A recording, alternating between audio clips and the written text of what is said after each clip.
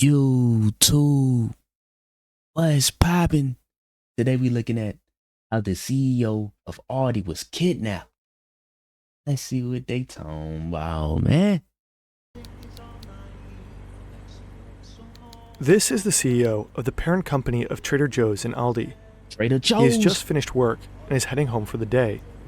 Parked next to him is a Mercedes 280, the same model his boss is driving. But it appears to be someone else's car.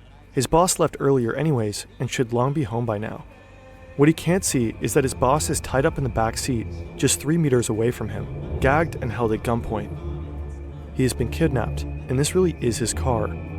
This, right here, is the beginning of the biggest kidnapping in German history. The man in the backseat is Theo Albrecht, one of the two brothers who founded the global discount supermarket chain Aldi and one of the richest people in Europe. At this point in time, Aldi is already taking over Germany. Soon, it'll conquer the world. Theo Albrecht and his brother will forever change the way people do grocery shopping. What? Hold on, how much they spend on. Didn't know that. They got Aldis in Europe? In Germany? I thought that was just like a US thing. That's what's up though. Hey, anybody watching in the US, is there an Aldi where you at? Let me know, man. Let me know. And how supermarkets work in general. But right now, he's not thinking about business. He's thinking about staying alive. Man, it's life on the line. Good video so far. I'm feeling it. Feeling the start of this one.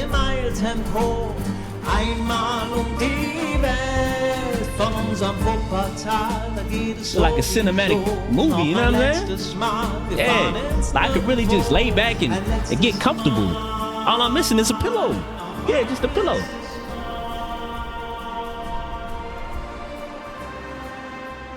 It's the new Netflix right here. Shout out to Fern, man. Let's get it. Stone and poppin'. This is Theo, and this is his brother Karl. They're the Albrecht brothers. Their parents own a small grocery shop in the West German city of Essen. It's small and simple. The brothers grow up helping out where they can, but it's a tough time for selling groceries, or anything really. There was the hyperinflation in 1923, the Great Depression of 1929, Germany bombed to rubble in 1945, and the currency reform of 1948. Most Germans are broke and hungry. Theo is in his mid-20s when he and Karl take over the family shop. They know they have to be smart to make it through these difficult times. In this bare-bones store, the two will develop a set of principles that will revolutionize the concept of supermarkets as we know it. Okay. This is Hannah. She's in her early 20s and from another West German city called Dusseldorf. She comes from money, and right now she's head over heels in love with this guy. He's a bit older, as in almost 30 years older. A lawyer with a firm in downtown Dusseldorf. He too is rich. He drives flashy cars, takes luxury vacations, and somehow always wins at the roulette table. Well, almost always. The other day, his luck ran out. He had to borrow 300,000 Deutsche Marks from Hannah, but that's not going to bother her tonight. Tonight they'll enjoy themselves at a ball. Borrowing money? What? Come on now. Hold Hannah, on. How you rich? You borrowing money? Come on, man. You gotta learn how to manage your money. Yeah. Just cause you got the bag, that don't mean nothing. Take care of the bag, nah. Gotta save, gotta manage your money. Don't overspend. Come on, man. You rich. You supposed to know what to do. You borrowing money. Come on, man. This ain't Amex. Nah. We'll have this photo framed and put up in her bedroom. No credit She has cards? no idea it'll go global just a few months later. 300K? A lot of money, too. Interpol will use it for their manhunt to bring down the mastermind behind Germany's most high-profile kidnapping. Hannah's big shot lawyer boyfriend is called Heinz Joachim Ohlenburg, and right now he's got a problem. He and his partner just kidnapped one of the richest men in the country, and they have absolutely no idea what to do next. To be fair, it's their first kidnapping. Also, Ohlenburg's day job is entirely different. He forged his high school diploma to get into law school. He's been divorced twice and keeps having affairs with young women. These days, he's representing pretty shady clients, loan sharks, small-time crooks, and professional criminals. Now he needs cash, lots of it, and fast. 700,000 Deutsche Marks. He owes not only Hannah a couple of grand, but also a few relatives and even 2 serious felons. One of them is this guy here, Diamond Paul. His real name is Paul Kron. He's a trained car mechanic by day and a safecracker by night. He breaks into banks and department stores and snatches their cash deposits. He got caught once and did a few years behind bars. He swore he was done with that life when he got out, but he still has that one dream. A house on the Spanish Mediterranean coast. He even has a name for it. Casa Paulo. The land is already paid for. Now he just needs the money to build it. But his day job pays less than 2,000 Deutsche Marks a month. That is not going to cut it. The kidnapping was his idea. One last job, and they go off-grid forever. The morning after the kidnapping, they don't know where to stash their millionaire, so Paul spent the night with him in his garage, with Theo Albrecht tied up and blindfolded next to him in the passenger seat. Albrecht's wife already knows. They called her the night before the kidnapping. They promised her husband would come back unharmed as long as she stayed quiet. No cops, no press. Now they just need to figure out what to do with him. First, they need to bring him somewhere safe, quietly, so that no one will recognize him. But how do you move a hostage without anyone noticing? They weigh their options. A wardrobe trunk? Too small. A broom closet? 6 weeks delivery time. Roll him up in a carpet? That could work. Ullenberg heads out to get one, 2 by 3 meters. Kron stays in the car with Albrecht. They agree to meet at a quiet road where they can safely transfer Albrecht into a Volkswagen van. The plan is to make him sit on the rolled-out rug and wrap him up like a burrito. Like a burrito! Yeah! It all starts with this. Butter. Post-war Germany is a country in ruins. Food is scarce. Butter is a luxury. So the Albrecht brothers do something unusual. They sell their butter at cost, without markups and profits, sometimes even at loss. But word spreads quickly. There's no cheaper butter in town than at the Albrecht shop. Butter becomes their draw, or what's often called a loss leader. Other Albrecht loss leaders are bread, margarine, milk, flour, potatoes, pasta, soap, and toilet paper. They're everyday essentials at unbeatable prices, and once customers come in for those, they are likely to also spend money on other products. The plan works out. Before long, the Albrechts open one grocery store after another. Within just a few years, they're running 30 supermarkets across the greater area. While scaling, Aldi keeps it old school. A lot of paper, a lot of folders, tightly managed apartments. If only they could have run on Odoo, the all-in-one management platform. Instead of isolated softwares, tons of individual applications, and lost files. That app is the site in free unsponsored for life, including unlimited hosting and support. This video is fire so far. I'm invested all the way through. Hey, y'all let me know. Did I start reacting to this more often? Like videos like these? You know, I want to go more in depth, you know, with some of my reactions. You know, I'm going to still do the music reactions and, you know, the microwavable videos too. But for the most part, I want to start learning more, you know what I'm saying? And really dive into this. Like, this is fire. This is fire. I don't even want to say nothing. I just want to be quiet. You know what? I can't be quiet though. Can't be quiet. Yeah, let's get back to it though. Hey man, feel with the ass though. Not feeling it. Not feeling it. I know you gotta get your bread, but we ain't doing no ass though, man. Come on now. In downtown Dusseldorf. The first idea is Ullenberg's lawyer's office, but it's located on a busy street right in the city center, just off the central station. Getting Albrecht out of the car and into the building would mean walking him across the sidewalk, blindfolded, so he doesn't see where he's taken and by whom. He could shout, people could notice and get suspicious. The second idea is Ullenberg's grown-up daughter. She lives only a few blocks away. They could hide him there and have her move into the lawyer's office for a while. But that's probably a tough sell. Her father has never visited her apartment, not even once, and now he would just show up with a kidnapped millionaire. So, back to the first idea. Unfortunately, Albrecht doesn't fit in the rug. What now? The hostage himself ends up pitching in. He promises to cooperate and not cause trouble. Ullenberg and Kron agree. They take off the blindfold, tape his eyes with skin patches, and give him a pair of shades. Then they walk him across the sidewalk to the building. But there's another problem. The office is packed with staff and clients who've already been waiting a while. So Ullenberg shuffles everyone into back rooms so that Kron can sneak Albrecht through the hallway and into Ullenberg's private room. He usually reserves it for secret dates with his younger girlfriends. The room is a cramped 4-square-meter alcove. They sit Albrecht down on the bed. Then Ullenberg goes into full gear to clear the office, rushing through client meetings and sending his staff home early. They don't mind. Hanna is worried, as usual. not because she thinks her boyfriend is a kidnapper, but because she knows he's a womanizer, constantly chasing younger women. But tonight he comes home from work on time. There's nothing special on the evening news, no mentions of a missing tycoon. Mrs. Albrecht seems to have gotten the message. No police and no press. Das ist Rentner Hugo Bansimmer. Wir fragten ihn in seiner Wohnung, warum kaufen Sie bei Albrecht? Wissen Sie, wenn man Rentner ist, muss man mit dem Pfennig rechnen. Und ich kaufe bei Albrecht ein. Ich kaufe dort immer ein. This is commercial, huh? Mehr für sein Geld und ich kann mir hin und Old wieder commercial, einen old school, leisten. black and Kaufen Sie white. bei Albrecht. Zu Yeah. Ihrem Vorteil. Carl Albrecht Vorteil. steps onto a small stage. He's about to give a rare public speech. He talks to fellow grocers about how he and his brother grew their business from 1 to 30 stores within just a few years.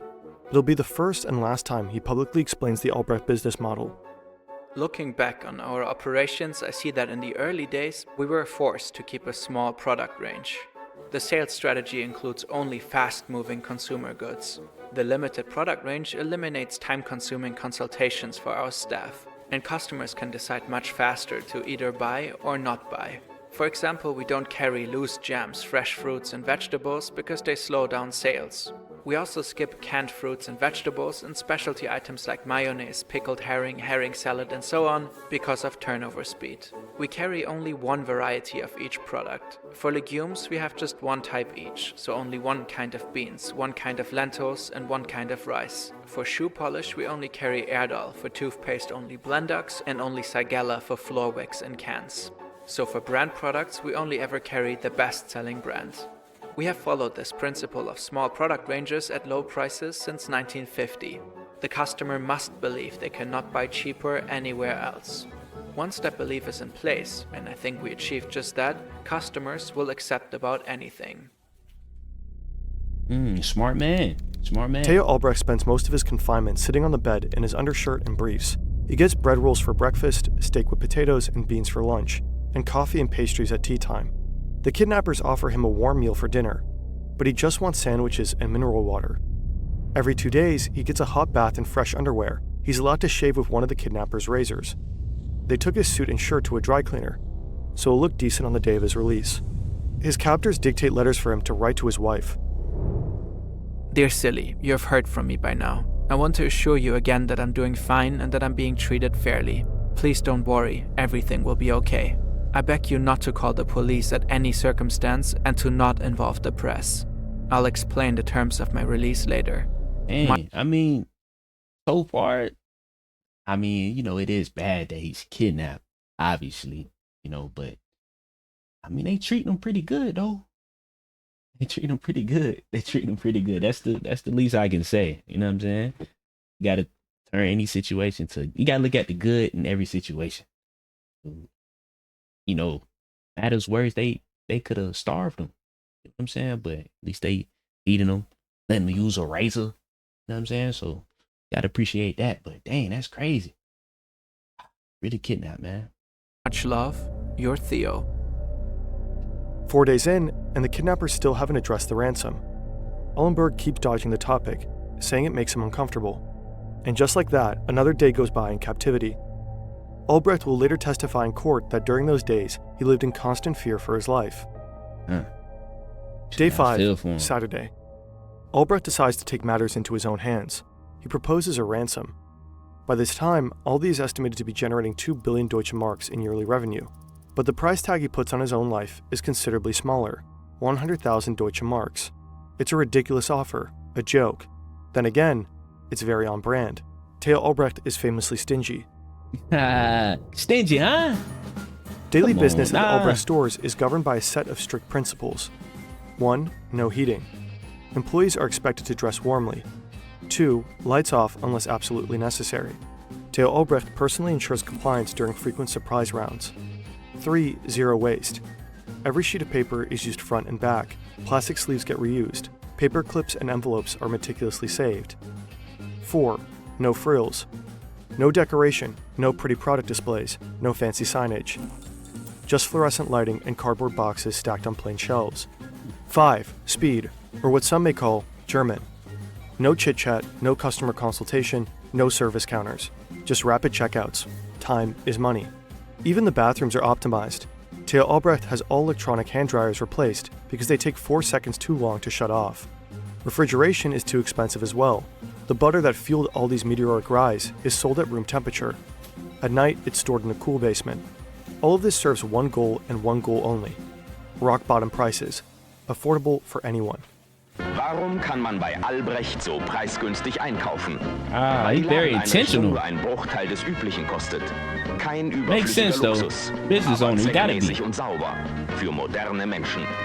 Albrecht-Preise Down sind to the nicht durch T, hohe though. Everything is thought Einrichtungskosten out. belastet. Überzeugen Sie sich. Kaufen Sie im Aldi-Markt. The Albrecht grocery business eventually turns into Aldi, the discount giant that's also behind Trader Joe's. And Aldi becomes a force of nature, a retail machine that leverages its market power to squeeze suppliers and farmers for ever lower prices. The Albrecht brothers earn a reputation as brutally efficient negotiators.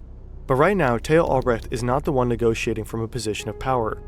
The guys across the table have a gun, and they're threatening to kill him. They flat out reject his initial offer. Allenberg knows exactly how rich Albrecht is. He read about it in a book. That's how they picked him up in the first place. Allenberg tells Albrecht they need to consult with their partners.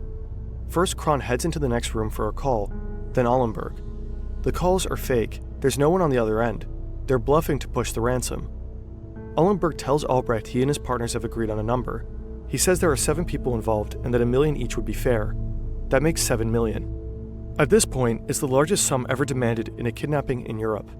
Allenberg tells Albrecht not to worry. He can probably tax deduct the money as a business expense. Albrecht agrees. It's not like he really has a choice. By now, the kidnappers have worked out a plan for the ransom drop. On Tuesday at exactly 4 p.m., they'll call the Albrecht residence.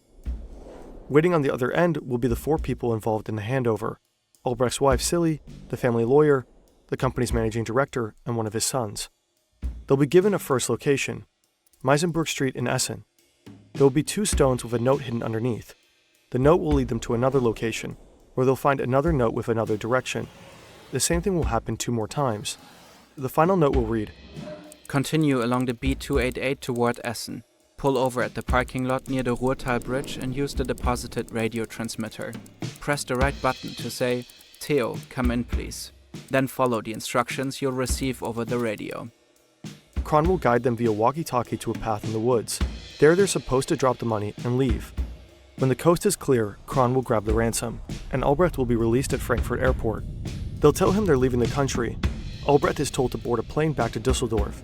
Once he lands, he's a free man, and the kidnappers will have supposedly fled somewhere far away. It's a solid plan. Even Albrecht feels a bit relieved. Gotta be well Essen thought out Police with the Headquarters. plan. It's good. These are the 4 people awaiting the instructions for the ransom drop. At least they're supposed to look the part. They're actually 4 undercover detectives. They've been disguised by theater makeup artists. One of them is dressed as Mrs. Albrecht and wearing a wig. Underneath the costumes, they're hiding bulletproof vests and guns. They're standing by and waiting for the signal. Kron makes the call to the Albrecht residence. He says hello and is about to give the first set of instructions, and immediately gets cut off. Mrs. Albrecht was the one supposed to answer the call, but it's the family's lawyer on the line. Please listen carefully. I have a brief but important statement to make. The conditions you have set are unacceptable. Money is the only viable exchange for the hostage. Since you demanded an unusually high amount of ransom money, we had to notify the state central bank. They in turn informed the police, and the press is also aware of the situation. We must act quickly now. Name a drop location and a reasonable amount. You will have our word. You will receive the money and be given enough time by the police to disappear. Police and the press. That's the worst case scenario. Kron rejects and hangs up. The Albrecht family and the investigators are startled too. They've spooked the kidnappers and lost their trust. Theo Albrecht's life is still very much on the line. What now? This is Franz Hengsbach. He's the Bishop of Essen, and this is the city's chief of police. He desperately needs someone neutral that everyone can trust. The police, the family, and most importantly, the kidnappers. Someone who can be handed 7 million Deutschmarks and promise the kidnappers not to set them up. The plan is to use the Christian seal of confession. According to German criminal law, clergy are not obligated to report crimes they learn about during spiritual counsel. This will hopefully give the kidnappers a bit more assurance. Maybe they really can walk away clean. Which is why Bishop Hengsbach shall handle the money handoff and save Theo Albrecht's life. Hengsbach is a man of faith. of course he agrees. The kidnappers also agree to the plan. Technically, everything is set for a clean and smooth handover. Technically. What that mean? The press has known about the case for a while now and agreed to keep quiet upon police request. But when they find out about the bishop becoming the middleman, they can't resist any longer. It's just too good of a story. The Essen police and prosecutors are forced to call a press conference. The room is packed.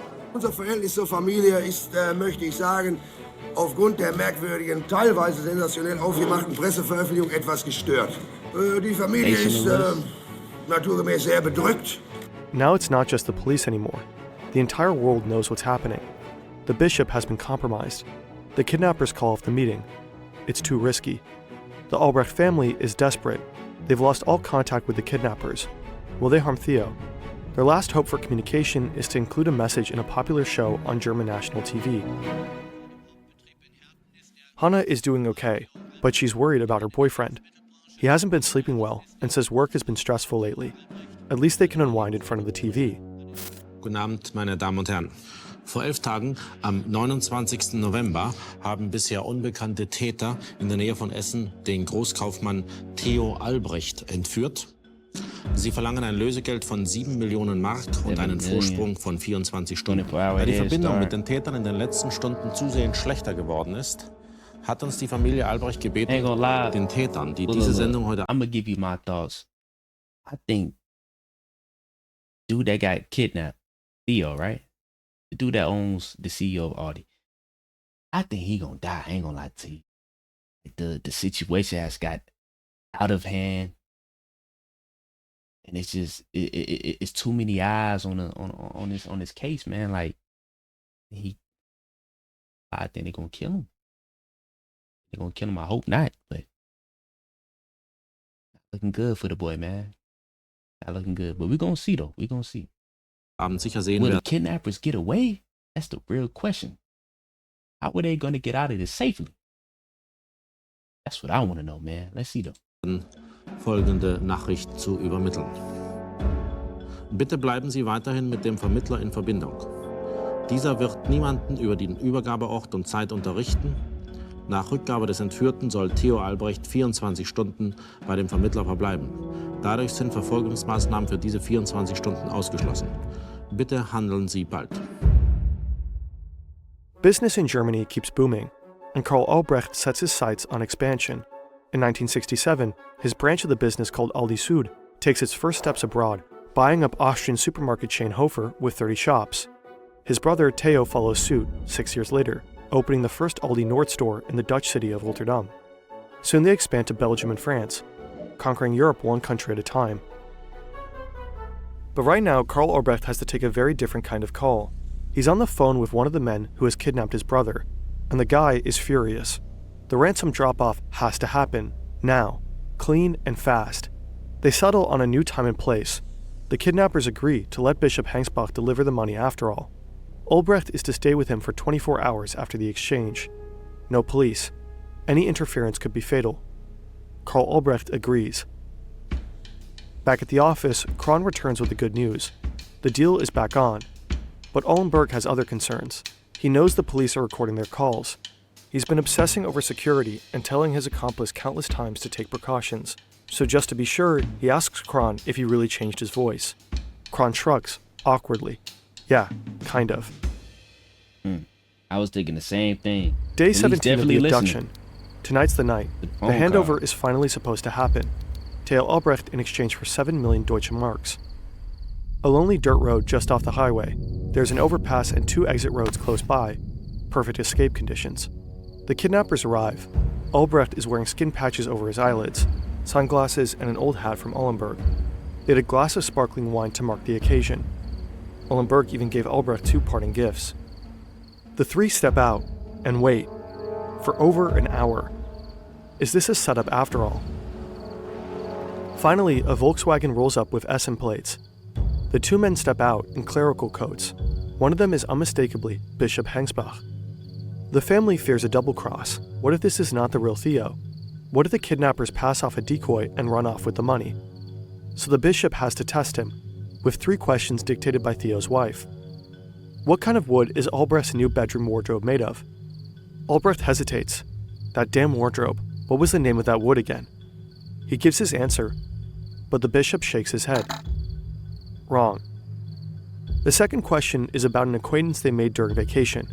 He gets that one right, and the third one too. All right, close enough. This has to be the real Theo Albrecht. The bishop and his driver get the money from the car, 7 million Deutsche Marks in cash, wrapped like Christmas presents. Uhlenberg and Kron wish them Merry Christmas, hand over the Aldi founder, and vanish. No one follows them. They did it. They're now multi-millionaires.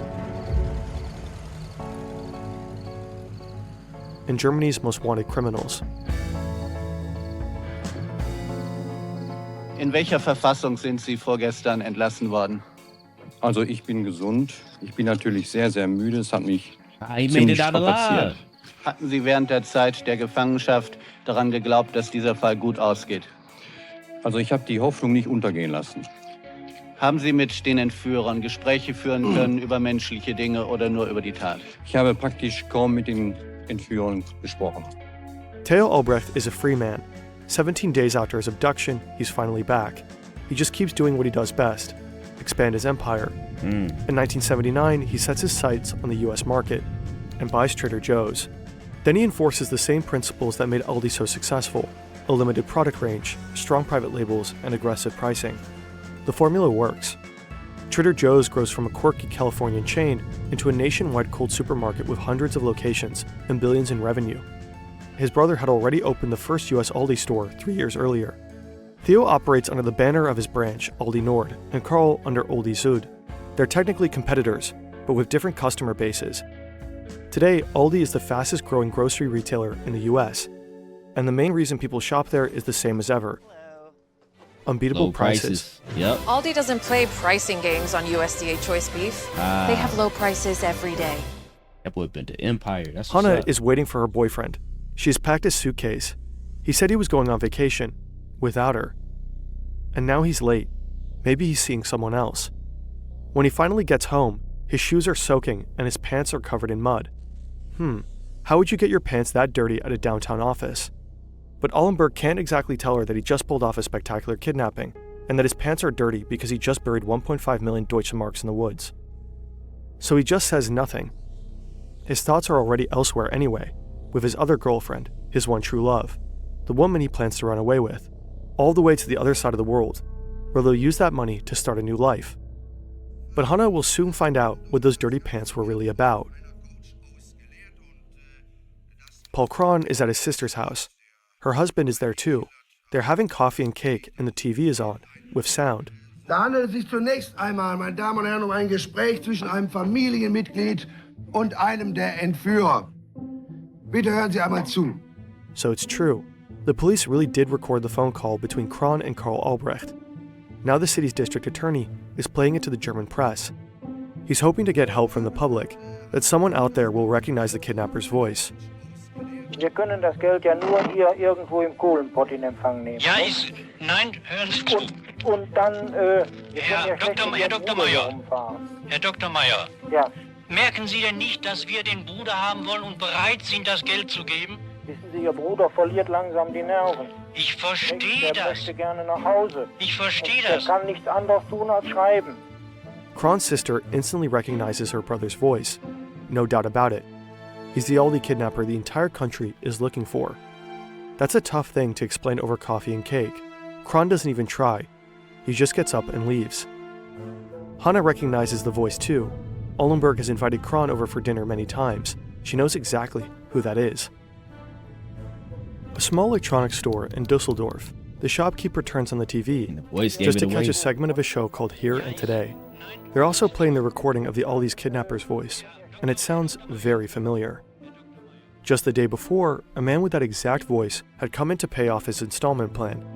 He even bought a stereo system for 3,400 Deutsche Marks on top. The shopkeeper calls the police. Before the handoff, investigators had written down the serial numbers of all 500 Deutsche Mark bills in the ransom bundle. 3 of those bills were used in the electronics store. It's a match. Paul Kron is arrested 2 days later, but the second kidnapper is still a mystery, and still at large. Peter Spohr is a young police trainee working toward his detective badge. Right now, he's doing an internship with the Essen Criminal Police.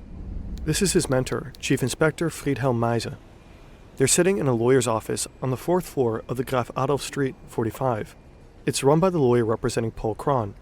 It's not exactly a hot lead for the two policemen. The more exciting assignments had already been snatched up by others. Tell me the There's a intern pub finna catch downstairs him. on the ground floor of the building. Good cops think strategically. So first a beer, and then a plan. Theo Albrecht never knew where exactly he had been held, but he told the police every detail he could remember.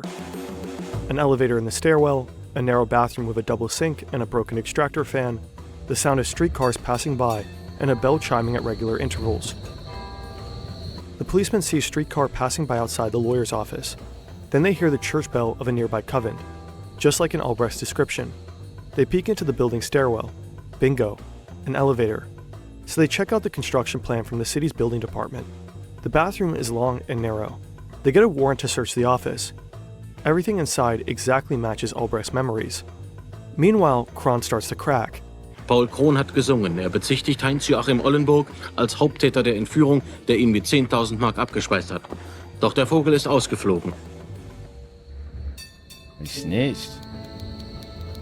This is Blondie, a 19-year-old legal assistant. She's waiting for her boyfriend at Wuppertal Central Station. She hasn't seen him in weeks, but he promised her something big, a luxury vacation in Mexico to celebrate that she successfully passed her training, 2 full weeks. Heinz-Joachim Ollenburg is on the run. He knows the cops have already picked up Kron. It's only a matter of time before they find out that he's the second Aldi kidnapper. Ollenburg and Blondie have known each other for over a year. When she spent a few months working from the US, he started killing time with Hannah, but his heart always belonged to Blondie. They're madly in love with each other. Now they're on their way to Frankfurt Airport. Back in Essen, Hannah has no idea. She's alone at home when suddenly the police is at her door. They're looking for Ollenburg. They seize this photo. It will become the official manhunt photo. Once they realize Ollenburg has left the country, the case goes global. The picture is sent to Interpol and investigators in over 100 countries. Ollenburg is now one of the most wanted men on the planet. And Hannah finally learns the truth, that her charming lover owes her over 300,000 marks, that he kidnapped the founder of Aldi, locked him up in his office, and then came home to her every night as if nothing happened, all while secretly planning his escape, with a girl from Wuppertal he's been sleeping with all this time. Shortly after, Hannah walks into a police station and hands them her boyfriend's dirty pants. Maybe there's something on them that will help them bring him down. A luxury hotel in Mexico City. Ollenburg and Blondie have spent a quiet first night together. Now he's supposed to plan their next days. But deep down, he's thinking about something else. He could tell Blondie everything, the whole story. They could run, first to Cuba, a country that surely doesn't extradite to Germany, and then disappear to some remote Pacific island. But would Blondie really leave everything behind for him? Her whole life, her family. It's 12 a.m. now, and Blondie is waiting for her boyfriend in the hotel lobby. She's coming off a travel group meeting. He said he'd freshen up for lunch and meet her downstairs, but he doesn't show up. Turns out her boyfriend has just been arrested by agents of the Mexican Federal Police. Paul Kron has thrown him under the bus. Blondie is stunned, unable to process what's happening, but all signs point to a shocking truth. Her boyfriend is the mastermind behind the spectacular kidnapping of Theo Albrecht, the crime that's been dominating headlines in Germany for weeks. So much for a vacation. They're on the flight back to Europe when she confesses her love. She'll wait for him even if he ends up going to jail. Erst am 1. Januar 1972 kehrt aus Mexiko abgeschoben, mehr oder weniger freiwillig zurück, mit seiner Begleiterin aus Wuppertal. Ollenburg hat heute Mittag ein Geständnis abgelegt. Was fehlt, sind die 7 Millionen Mark Lösegeld. Heinz-Joachim Ollenburg is sentenced to 8.5 years in prison. 8.5 years? That's not that long, though. Aldi stands for a promise. We'll do everything we can to make sure you pay as little as possible. For millions of people living from paycheck to paycheck around the globe, that promise is a lifeline. At Aldi, they're able to afford things they otherwise couldn't.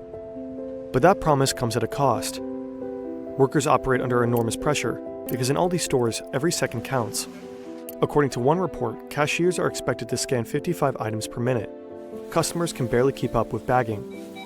Low prices means high pressure, not just for staff, but also for manufacturers, suppliers, and farmers. If you want to work with Aldi, you have to deliver. Aldi and other discounters wield staggering market power, They can just raise food prices without passing profits down the supply chain to producers and farmers. Farming businesses in particular have long been criticizing unfair business practices. Many say they're at the mercy of the retailer's whims. Theo Albrecht's brilliant and often brutal methods made him one of the richest people on earth. He ranked 31st on the corresponding Forbes list by the time he died. The kidnapping left a mark, though. Albrecht pretty much disappeared from the public after that. He really did try to write off the ransom as a business expense. The tax office in Dusseldorf declined. Half of the ransom money has never been recovered. Kron claimed he only ever got 10,000 marks.